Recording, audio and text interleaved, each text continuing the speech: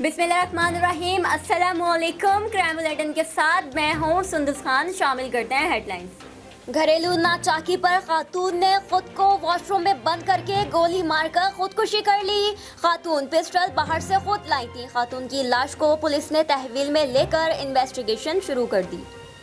SSP Hyderabad Adeel Hussain Chandio की हिदायत पर हाली रोड पुलिस की कार्रवाई। मंशियात फरोश गिरफ्तार। पुलिस ने मुलजिम की तलाशी ली। मुलजिम के कब्जे से 3 बोतलें शराब की बरामद कर ली गई। मुलजिम के खिलाफ मुकदमा दर्ज।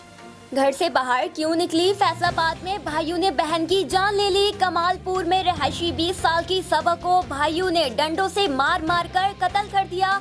रोकने वाले भाई पर भी तशद्दुद, मुल्जिमान फरार हो गए। सुखन पुलिस की कार्रवाई। गैर रजिस्टर्ड लॉटरी चलाने वाला मुलजिम गिरफ्तार। मुलजिम शहरियों से पैसे बटोरने के लिए खुफिया तौर पर लॉटरी शॉप चला रहा था। मुलजिम मोहम्मद हुसैन के कब्जे से लॉटरी पोस्टर्स और मसरूका सामान बरामद करके मुकदमा दर्ज कर लिया गया। फिर वक्त इतना ही।